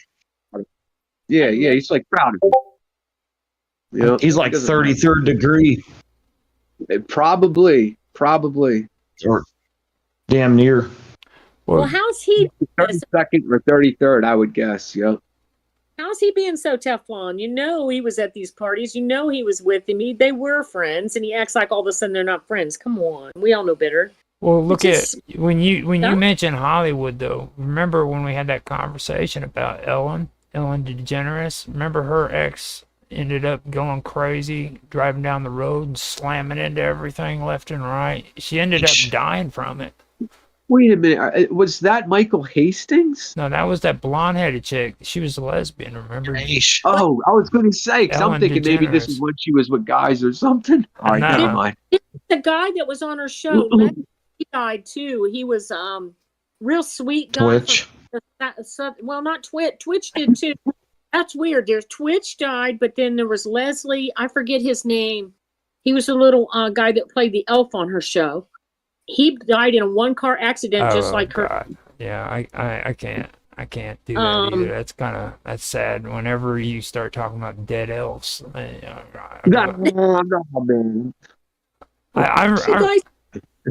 I mean, During COVID, he had a big show where everybody. I didn't watch him, but he had a show where he'd get on and everybody loved him. But he was on he was on a big sitcom a long time ago with Grace. Grace, I think. Yeah, he was a little guy. But he died in a one-car accident after her girlfriend, the same weird kind of thing. He said he had a heart attack, crashed into a building. same stuff, same motive. Like Maxwell falls off the yacht mysteriously. Epstein gets hung in a jail cell. It's always coincidental. What? Yeah, That's all coincidence. well, So she's gone now. She's retired, and Ellen is, and went to Europe or something, didn't she? Ellen's set up on the. She's set up and good to go for the rest of her life. She sold herself to the devil, man. She signed the contract. It's over. She sold herself to Satan, Well, the god of the world. do, but I'm sure Jay-Z has. Do you know how much money these people funneled into her shows so that she could do those giveaways? And she's owned by Billions. MGM Grand. Right. Yes, exactly. You know exactly where I'm going with that. Same people that did the 91 Root Fest, etc. I don't know if they did it, but was involved with it, etc. Like she That guy Jose Campos goes down to Mexico, comes back a week later, 40 pounds lighter, wearing glasses, and no longer will he go on all the news programs he said he would. Now he will only go on Ellen DeGeneres, and that's it. And it just so happens that she was owned by the MGM Grand. I mean, again, more coincidences, right? they were handing out Yes, they were handing out millions of dollars in prizes every week, okay, on her show. All those prizes she was handing out, that money had to come from somewhere. Right. You know. So Well, we were going to talk some ghosts, but there's Same. people scarier. well, Same with Oprah. That was yeah. Well, yeah. she was another one. Oprah, I think if she would have ran for president, she would have won. Being honest with you, I really Sadly, not saying that I approve of it or not, but like she has way more power than a lot of people think she does.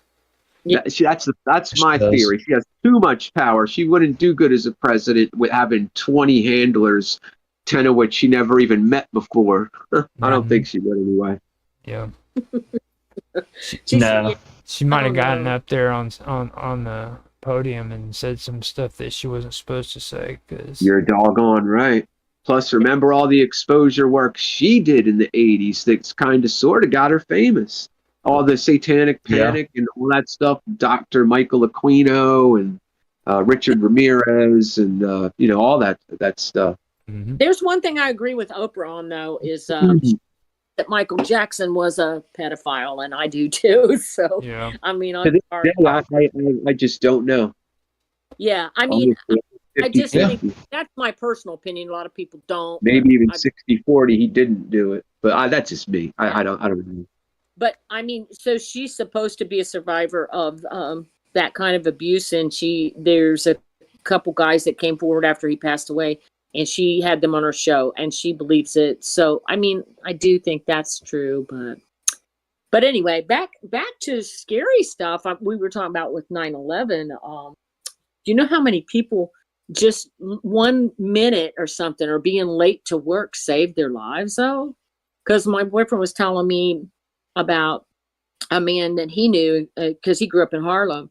That was, I think he went back to his house to get his key or something. He forgot something, and so he wasn't in the building, or he would have been. There's all those stories like you'll hear about like that, or if somebody's one man was going to call in sick. It was his very last day to work there, and his wife said, he said, I'm going to go in anyway. And she's like, no, you only have one more day. Just call in sick. And he didn't. And he passed away. He died. So it's just weird how one little decision you make can change everything. You know? 100% trajectory. What? What'd you say, Elsa? Changes the whole trajectory of Just your one- life and shit tons of other lives. And don't you wonder, like, some morning when you're like, we're trying to get to work and you're pissed off and because you had to run back in and get a key, or your dog did something, you had to boom back in there. If it didn't make it so that you didn't have a tragedy or something bad didn't happen, it's weird how one little 5 minutes a minute can make a difference. So that was what some of the stories are really freaky like that. What was that? What was that one Angel in the Rubble story? How'd that story go? Is that the last? Was that the story of the last survivor they recovered that was alive from the rubble of the Twin Towers? I sent that to you, but I don't know if I read the whole thing. Did you read it? I think they found. I read it. I read it. It was good, but she lived for 24 hours. She was the only survivor they found in the rubble, but I don't know all the details. world had Well, have you heard about the story of Stairwell B?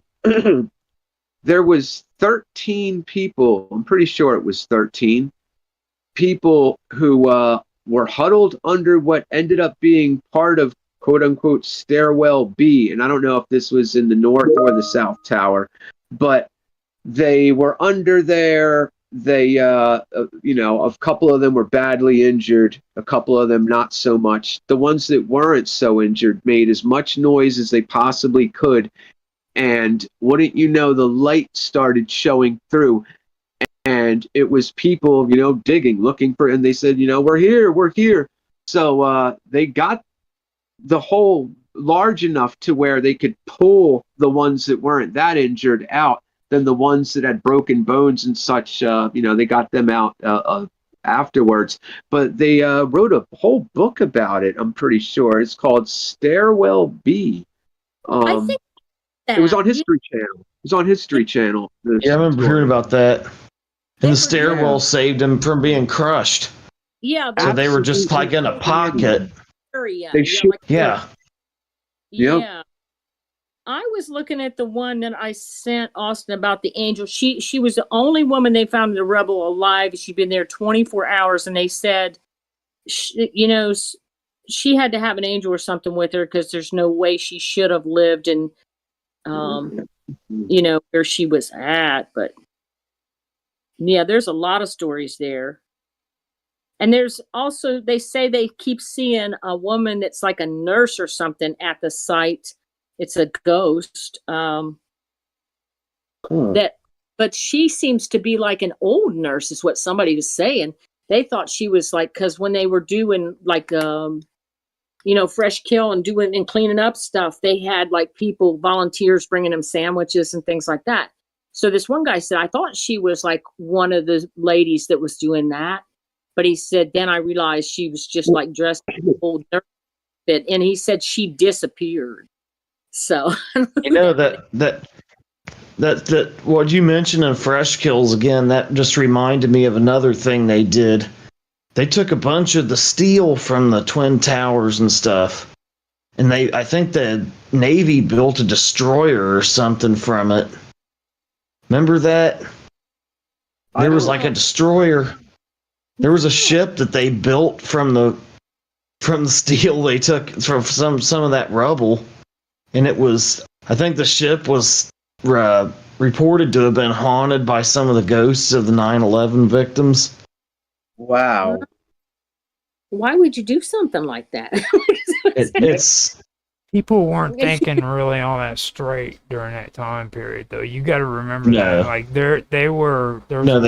There was a lot of patriotism. There was a lot of anger. There was a lot of this. There was a lot of that. People. I mean, I remember like it was just so insane. The only thing I remember that was actually the most rational thing I heard during that time period was when this one guy in Kansas City got on the radio and he said, the truth of the matter is freaking if when it comes to 9/11, the war is already won. The moment that happened, the world had changed. And from that day on until now, this world has never been the same whatsoever. Absolutely. It has changed 100%. it hasn't been. It's different than any other event that's ever happened, even JFK. I was comparing that with somebody that JFK was more of a United States affecting thing, and even still not as much as 9/11. But 3 days of having all airplanes grounded and 4 days of having the markets closed, and then another 2 days, Saturday and Sunday. Come that Monday, that was it. Less than a week, a working week even. And the entire world, not the United States, but the entire world was different to the 5X as the United States was post JFK. Yeah. And or anything since then. I wouldn't I even- remember how it was before then and how it's been since, and it's never been the same. Right, and I wouldn't even say that Pearl Harbor comes close. Everybody compares it, but I don't agree with that one bit. I think this is way, way worse than what Pearl Harbor even was. to be honest. Yeah, you can't even compare the two. You know. No. Because Pearl Harbor was military deaths. This was civilian. Yeah. This was civilian deaths. I think that's an aspect of it that makes it a lot worse. One of the biggest aspects I always think of that makes it worse is at least with Pearl Harbor, there was an enemy to be enticed. Here, we lied and said there was an enemy to be enticed, but did it? Oh yeah, that's another About horrible aspect. I mean, my word, that's what I couldn't even wrap my head around as a 21-year-old or even 25-year-old or whatever. When I was 37, I don't know, maybe I was a little more, ready to take that type of information in. But the cognitive dissonance it was impossible. It was just impossible. Oh yeah, it's incredible how warped the whole thing was. I mean, it's. And I think collectively, we're still in shock from it. But we bounced back from that a lot better than we did it from COVID. It seems like COVID's put some kind of, it's just done something to people. I don't know. Like, left a cloud hanging over everything. I don't sure, know. a lot of businesses. And then you go back. Yeah, that's an aspect of it. Things haven't snapped back to normal afterwards, even though it seems like they haven't. They really haven't. I don't feel like in a lot of people, they say their sense of time is different. I don't know what it is. Time is going by quicker since then. That's one thing I've been hearing from a lot of people all over the internet is that time has really sped up since 2020. I heard something to the effect of we lost like a minute from the hour, which adds up to like we lost like 160 hours per year or something. Oh no! I don't know, that's an aspect of it. I've heard, but age. The more it speeds up. Yeah, that's what I thought. I thought it is. I'm 52 years old. You know, like for a 20-year-old, their 1 year, 2 years go by real nice and slow. For me, it's just a blink of an eye. Yeah. You know, so I mean, that's what I always. Oh yeah, about. for me. I found this angel in the Rebel. Here she is. What's her name? Janelle Guzman McMillan. Guzman. He was trapped for 20 in the 9/11 Rebel, the last person rescued from 9/11 World Trade Center. But while trapped, she said a rescuer named Paul reached for her and she believes he was a guardian angel. She heard a voice, felt a hand reach for her, and Paul told her to hang on, inspiring her to hope for a miracle. After her rescue, she never found out who Paul was. It wasn't any of the rescue workers. She documented her harrowing experience and miraculous salvation in the book Angel in the Rubble. Yeah, so that's one of the ones. Look up that. Try to look up that battleship that I heard about them building, and see if you find anything on that. It could be like a Mandela effect thing with me. What is it? The battleship? Try to look up a destroyer battleship or something. Yeah, I think it was a destroyer. Try to look up Navy ship built from. Yeah, there we go. Navy ship built from WTC steel. Really? Yeah. Oh, did you actually find something on it? Really? No. Did he? I haven't found it yet. I was just wondering. Oh. Tantalizing. I was wondering if you Googled it. Yeah. Okay. Oh wait. Oh my goodness. 3 U.S. Navy warships were constructed using steel salvaged from the wreckage of September 11th terrorist attack. I thought only one was built. Well, these are amphibious transport dock ships, not battleships, and they are named to honor the victims of the attack. U.S. New York is named for the victims of the attack on the World Trade Center. Let me see. USS Arlington is named for the victims who died in the Pentagon, of course, in Arlington County, Virginia. USS Somerset is named for the the passengers of the United States Flight 93. And there's their U.S. New York 21. What's that one? I thought they said. Did they say 4? Yeah. So there was another one too. Like maybe they built like a ship for each plane that crashed, and they named them after each of the locations. U.S. That's a good guess. New York too was one. So, ew, I don't know. I didn't know. That's still crazy that they. That's still That's unsettling. still crazy they did that. One was Yeah. bad enough. Now they have 3 or 4 of them they did it with. So Yeah, and then if you consider the government did it. yeah. Okay. Okay, so guys, I've got Sorry, MC Dirty Work. It's even worse than I thought. It always is. I've got to ask you guys if we can cut this short, because here in about another 15 minutes I have to simulcast another show. So. Oh, that's okay. Yeah. Okay. Yeah.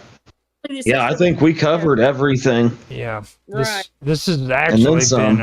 been an amazing show. I mean, Yeah. It really has. I'm This sad. has been one of the best we've ever done. I Yeah, sat here quiet because you guys are just champions tonight. Hey, but I can't see on one of these ships, but I guess, ew. Well, they're not really. They're transport dock ships. What do they do? You're not really. It's not like you're on a Carnival cruise. They probably transport like cargo and Marines and stuff for amphibious landings and stuff like that. Is what I would assume. Now that's better than a Okay. Yeah, battleship. Steam transport. That or garbage. Yeah. I don't know. Yeah. I don't think that's a good idea. Because it has a. I don't know. Objects No, I don't. energy in them. And I read something about one of those ships supposedly being haunted by the ghosts of 9/11 victims. I'm gonna have to see if I can dig that up again. This is something I learned, by the way. Thank you. I haven't heard all these stories about these hauntings in context with 9/11, though, of course, you would imagine there would be. So interesting. Very interesting. Yeah, that's a cool aspect of it too. Yeah, we'll have to get on your page and maybe send some, or I can get in touch with some of those. And that reminds me, on Discord, MC, I sent you an invite to the Wonderful World of Weirdness a while back. If it's expired, let me know, and I can add you in on it again. That way you can talk directly to us right there on the thing. Yeah. And so how can we reach you with those stories or whatever?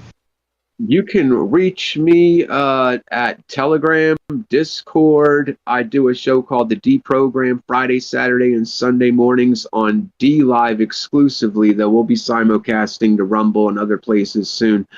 10 a.m. to 2 p.m. Eastern Standard.